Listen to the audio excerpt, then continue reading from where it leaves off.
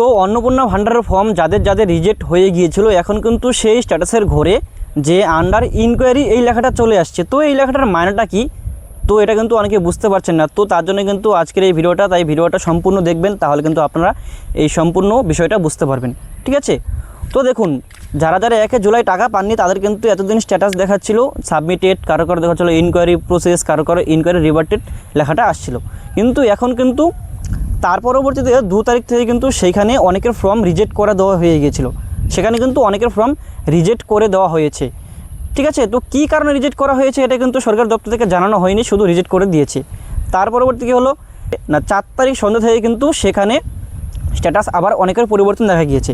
সেই রিজেক্টের জায়গায় কিন্তু অনেকের যে এখন ইনকোয়ারি, আন্ডার ইনকোয়ারি এই লেখাটা চলে আসছে। ঠিক আছে, তো এর মানেটা কি দেখুন, এর মানেটা হচ্ছে যে আপনার যে ফর্ম সেটা কিন্তু আবার রিভেরিফাই করা হচ্ছে, অর্থাৎ যাদের যাদের রিজেক্ট হয়ে গিয়েছিল, ঠিক আছে, সরকারি দপ্তর থেকে যাদের রিজেক্ট করা দেওয়া হয়ে গিয়েছিল তাদের ফর্ম কিন্তু আবার যে ইনকোয়ারি করা হচ্ছে যে আমরা যোগ্যদেরকে বাতিল করে দেইনি তো কেন, তো যারা যোগ্য ছিল তাদেরকেও কিন্তু এখান থেকে বাদ দেওয়া হয়েছিল। তো সেই সমস্ত কিছু খতিয়ে দেখার জন্য আবার যে আমরা যোগ্যদেরকে বাদ দিয়ে দিইনি তো, যে যারা সঠিকভাবে প্রমাণপত্র দিয়ে ফিল আপ করেছে, যারা নির্ভুলভাবে প্রমাণপত্র দিয়ে ফিল আপ করেছে তাদেরকেও তো আমরা বাদ দিয়ে দিইনি। এই সমস্ত দেখার জন্য কিন্তু এই ইনকোয়ারি লেখাটা এখানে চলে আসছে যে আপনাদের ফর্ম কিন্তু আবার ভেরিফিকেশন করা হচ্ছে।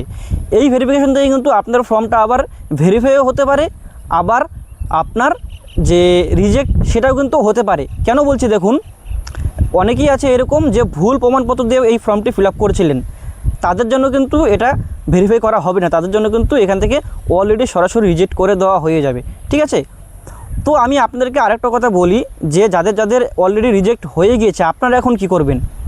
তো আপনাদেরকে আমি বলবো আপনারা কিছুদিন ওয়েট করুন, কেননা যদি এখান থেকে আপনাদেরও এরকম পরিবর্তন আসে যে আন্ডার ইনকোয়ারি এই লেখাটা চলে আসে তাহলে তো ভালো খবর, আর যদি না আসে সেক্ষেত্রে কিন্তু এখান থেকে আপনারা কিছু করতে পারবেন না। কেননা অনেকে বলছে ভিডিও অফিসে যান, তার পরবর্তীতে অনেকে বলছে যে অঞ্চলে যান।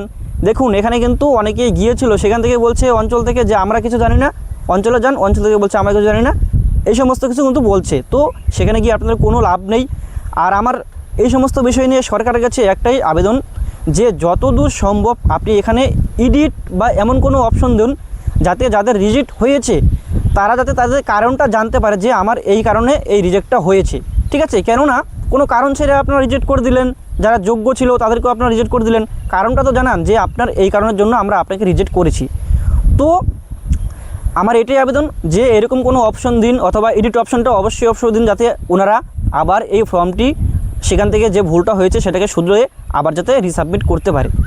ঠিক আছে, কারণ যারা যোগ্য তারা যাতে এই টাকাটা পায় এটা আমিও চাই, যারা অযোগ্য তারা যাতে বাতিল পড়ে।